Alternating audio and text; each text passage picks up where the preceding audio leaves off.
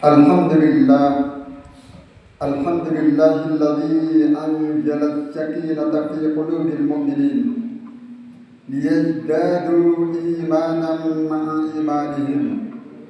Asyhadu an la ilaha illallah wahdahu la syarika lah wa asyhadu anna Muhammadan 'abduhu wa rasuluhu la nabiyya ba'dah. Allahumma shalli wa sallim wa barik ala nabiyyina Muhammad wa ala alihi wa ashabihi wa man tabi'ahum bi ihsan ila yaumiddin.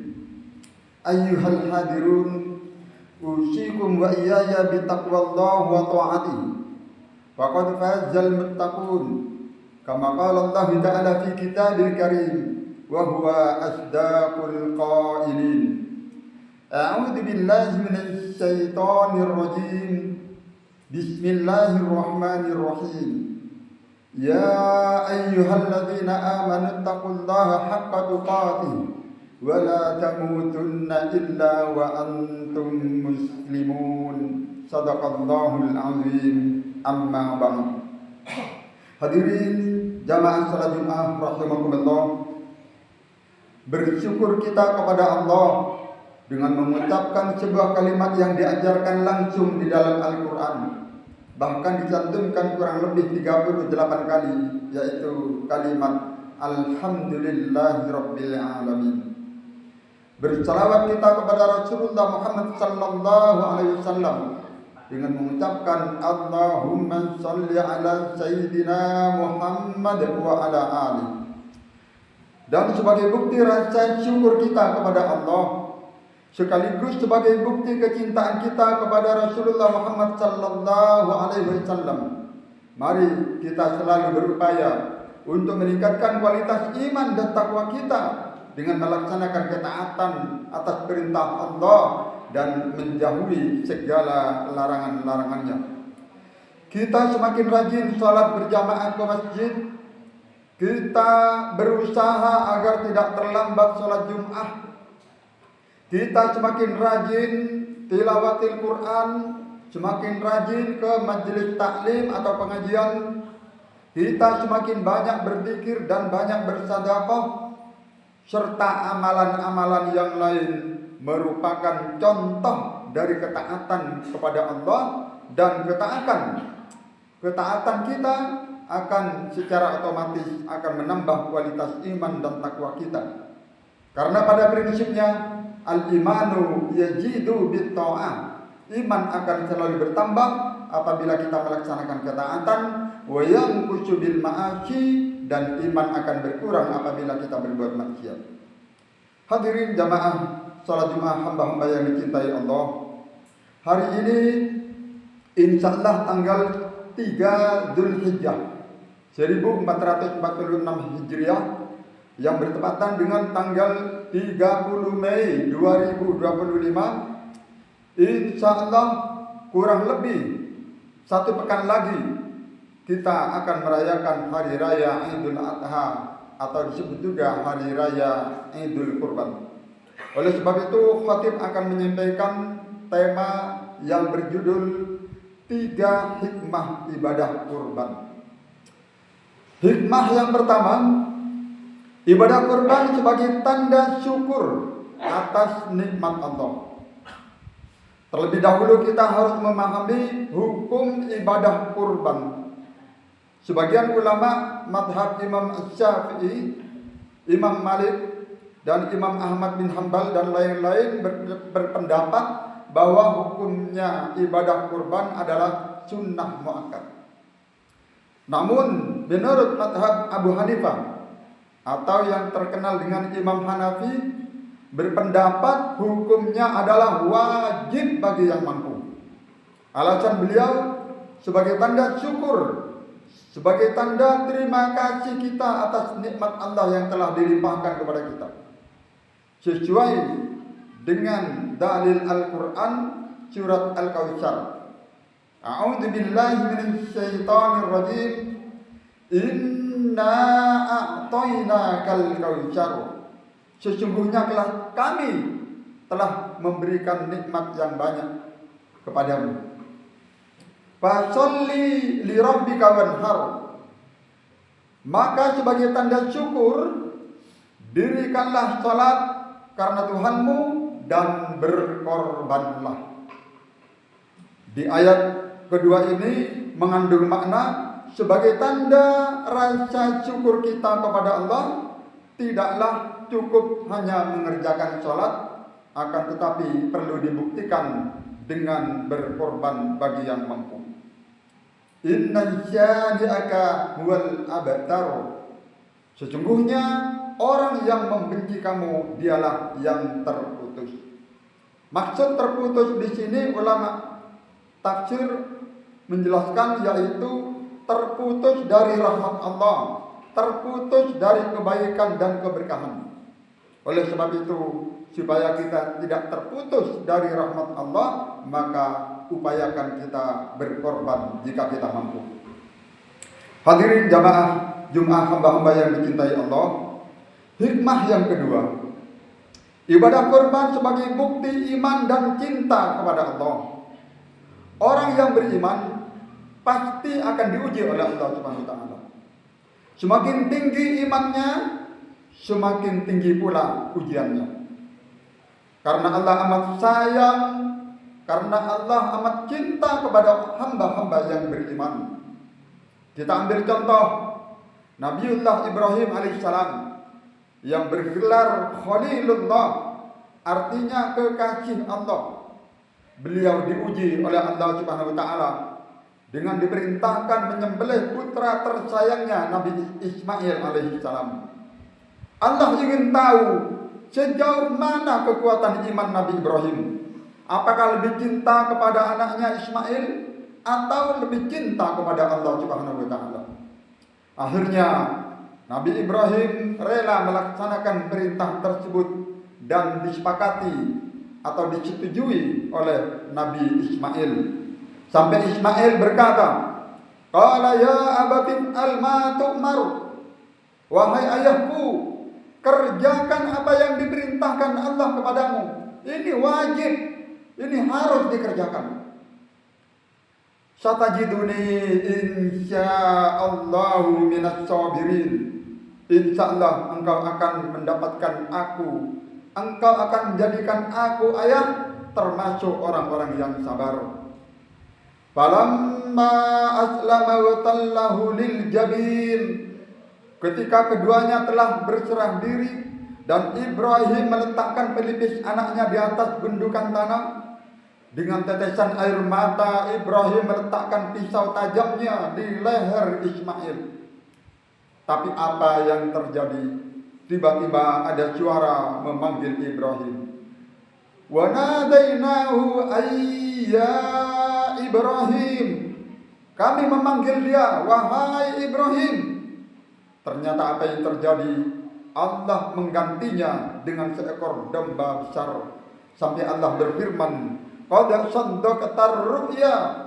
Sungguh engkau telah membenarkan mimpi itu. Engkau telah mengerjakan perintahku wahai Ibrahim.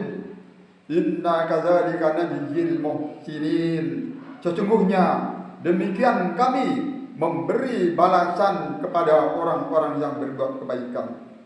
Kisah ini bisa kita baca dalam surat As-Saffat ayat 102 sampai 105. Hadirin jamaah-jamaah hamba-hamba yang dicintai Allah, hikmah ibadah kurban yang ketiga yaitu Allah akan membalas amalan kurban kita. Baik ketika kita hidup di dunia, apalagi nanti ketika kita hidup di akhirat.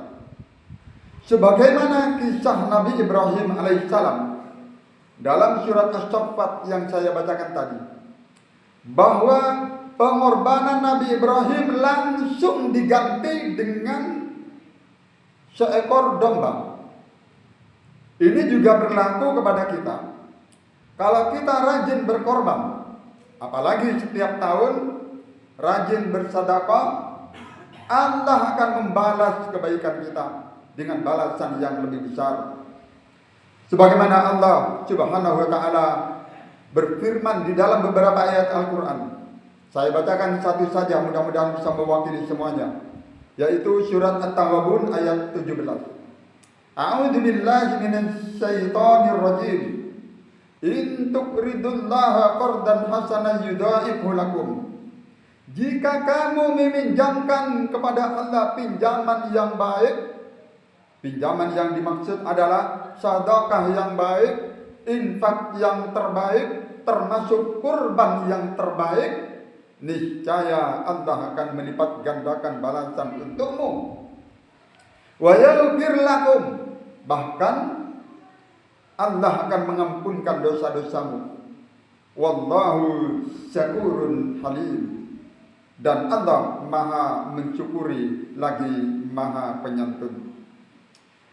Mari dengan adanya ayat ini kita buang jauh-jauh pemikiran dan anggapan bahwa banyak sedekah akan menghabiskan harta.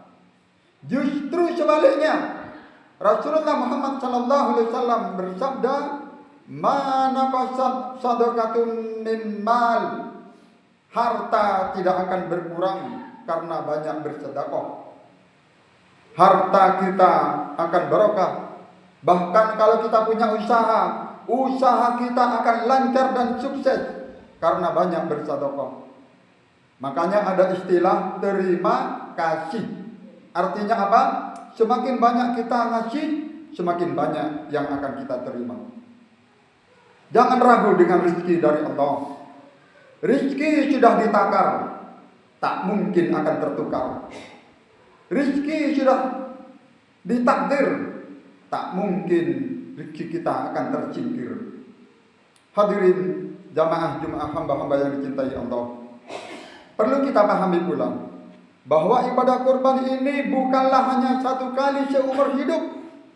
Kurban berbeda dengan akikah. Kalau akikah cukup satu kali seumur hidup, tetapi kalau kurban diupayakan jika kita mampu berkorban setiap tahun, karena inilah yang diajarkan oleh Rasulullah Muhammad SAW. Dalam beberapa hadis sahih, banyak hadis-hadis sahih yang menjelaskan bahwa Rasulullah berkorban seekor kambing pernah, berkorban 2 ekor kambing pernah. Bahkan diterangkan di dalam hadis bahwa ketika Rasulullah menyembelih seekor domba kambing, beliau membacakan doa Bismillahi Allahumma taqabbal min Muhammad wa ali Muhammad wa min ummati Muhammad. Tiga-tiganya disebut atas nama kanjeng Nabi Muhammad sendiri. Keluarganya juga disebut walaupun istrinya telah meninggal. Ini menunjukkan bahwa kita boleh berkorban atas nama para almarhumah dari para sesepuh kita, keluarga kita yang telah meninggal. Kemudian wabil ummati Muhammad, dan untuk umatnya Nabi Muhammad hanya seekor kambing. Kemudian dalam riwayat yang lain yang lebih hebat lagi, yaitu hadis dari Jabir bin Abdullah radhiyallahu anhu, mengatakan sesungguhnya Rasulullah sallallahu alaihi wasallam ketika haji wada membawa berapa? 100 ekor unta untuk al-hadyu, yaitu korban bagi orang-orang yang haji.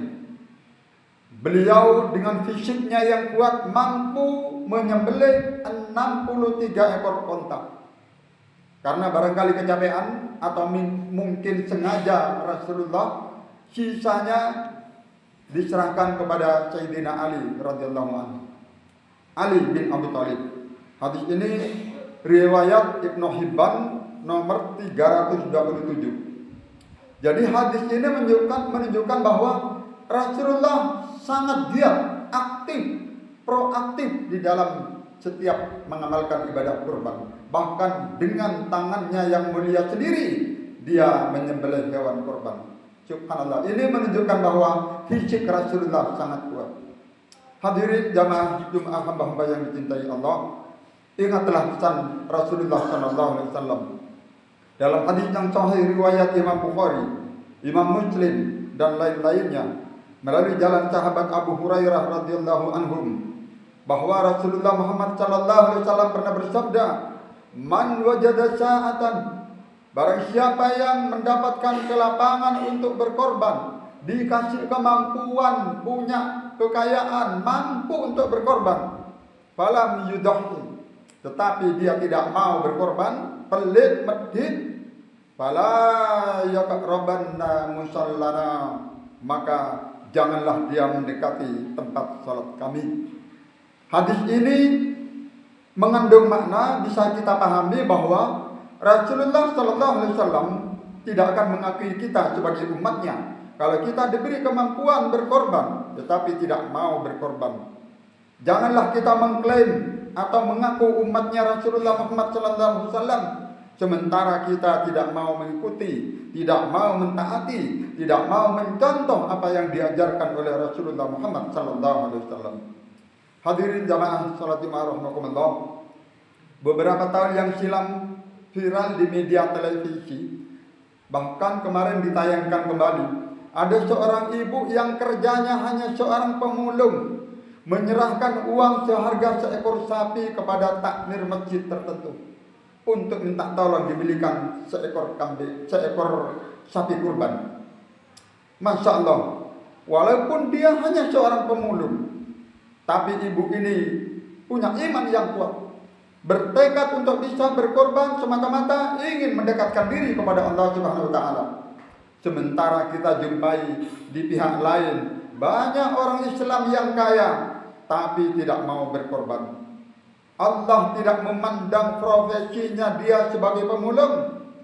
Yang akan dinilai oleh Allah adalah hatinya dan ketakwaannya. Sebagaimana Allah berfirman di dalam surat Al-Hajj ayat 37, "La yanalallahu luhumuha." Bukanlah yang akan sampai kepada Allah itu daging kurbannya, wala dima'uha, dan bukan pula darahnya, walaki yanaluhu taqwa minkum. Tetapi yang akan sampai kepada Allah adalah ketakwaan kalian. Hadirin jamaah salat Jumat rahimakumullah, mari kita berupaya untuk bisa berkorban di tahun ini bagi yang mampu. Selama kita masih diberi kemampuan oleh Allah, jangan tunda tahun depan, sebab belum tentu umur kita akan berjumpa dengan tahun yang akan datang. Jika memang kita tidak mampu, minimal kita berpartisipasi dan aktif ikut kerja bakti membantu pelaksanaan ibadah kurban. Karena pekerjaan ini tidak mudah, dan insya Allah pahala tetap akan kita dapatkan dari jerih payah kita dan keletihan kita menjadi panitia penyembelihan kurban. Demikian 3 hikmah ibadah kurban yang dapat saya sampaikan. Sebenarnya masih banyak hikmah-hikmah yang lain yang perlu kita pahami. Namun karena waktunya terbatas, semoga yang khatib sampaikan ini akan banyak bermanfaat kepada kita semua. Kita juga memohon semoga Allah Subhanahu wa taala akan melimpahkan rezeki yang barokah kepada kita semuanya, sehingga kita bisa berkorban dan bisa banyak bersedekah. Kita juga perlu berdoa untuk kita, jamaah kita yang barangkali belum mampu berhaji atau umroh. Semoga Allah akan memberikan kemampuan dan kesempatan sehingga umur kita ditutup oleh Allah dalam keadaan sudah berhaji atau berumroh. Dan semoga jika kita dipanggil oleh Allah Subhanahu wa taala wafat dalam keadaan husnul khatimah, lisan kita bisa mengucapkan kalimat yang agung, yaitu kalimat la ilaha illallah Muhammadur Rasulullah. Amin ya rabbal alamin. Barakallahu li wa lakum fil Qur'anil karim wa nafa'ani wa iyyakum bima fihi minal ayati wa dzikril hakim. Aqulu qawli hadza wa astaghfirullah li wa lakum wa li sa'iril muslimin min kulli dhanbin fastaghfiruhu innahu huwal ghafurur rahim.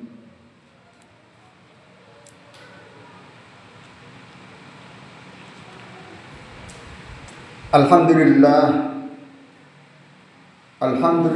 wa kafa, wassalatu wassalamu ala rasulillahi mustafa wa ala alihi wa sahbihi wa man wafa. Asyhadu an la ilaha illallah wahdahu la syarika lah wa asyhadu anna Muhammadan abduhu wa rasuluh.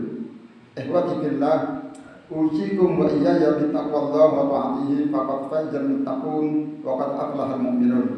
Qala Allah ta'ala, innallaha wa malaikatahu yusholluna 'alan nabi ya ayyuhalladzina amanu shollu 'alaihi wa sallimu taslima. Allahumma salli ala Muhammad wa ala ali Muhammad kama sallaita ala Ibrahim wa ala ali Ibrahim wa barik ala Muhammad wa ala ali Muhammad kama barakta ala Ibrahim wa ala ali Ibrahim innaka Hamidum Majid. Allahumma ighfir lil muslimin wal muslimat wal mu'minin wal mu'minat al ahya'i minhum wal amwat innaka sami'un qaribun mujibud da'wat wa qadiyal hajat. Rabbana zalamna anfusana wa illam taghfir lana wa tarhamna lanakunanna minal khasirin. Rabbana atina min ladunka rahmatan wa hayyi' lana min amrina rasyada. Allahumma qina bihalalika an haramika wa ainina bifadlika amman siwak. Ya Fattah ya Razzaq, Allahumma arzuqna wa anta khairur raziqin. Allahumma inna nas'aluka an tarzuqana rizqan halalan wa rizqan thayyibah. Ya Allah, sesungguhnya kami memohon kepadamu agar engkau melimpahkan rezeki kepada kami, rezeki yang halal, rezeki yang luas dan rezeki yang baik. Min ghairi ta'bin wala masyaqqatin wala dhairin, tanpa susah payah, tanpa memberatkan dan tanpa membahayakan dalam memperoleh harta tersebut. Innaka ala kulli syai'in qadir, sesungguhnya engkau adalah maha kuasa atas segala sesuatunya. Ya Rahman ya Rahim, Allahumma taqabbal hajatana wa balli maqasidana ila Makkahal Mukarramah wa Madinatil Munawwarah. Ya Allah, kabulkan hajat kami, kabulkan keinginan kami, khususnya para jamaah kami di Masjid Al-Hidayah ini, untuk bisa terkabul sampai ke kota Makkah Al-Mukarramah wa Madinah Al-Munawwarah melaksanakan ibadah haji atau umrah bi rahmatika ya arhamar rahimin. Rabbana hab lana min azwajina wa dhurriyyatina qurrata a'yun waj'alna lil muttaqina imama. Rabbana atina fid dunya hasanah wa fil akhirati hasanah wa qina adzabannar walhamdulillahi rabbil alamin. Ibadallah, innallaha ya'muru bil adli wal ihsan wa ita'i dzil qurba wa yanha 'anil fahsya'i wal munkari wal baghi ya'idukum la'allakum tadhakkarun wa la dzikrullahi azza wa jalla akbar wa aqimus shalah.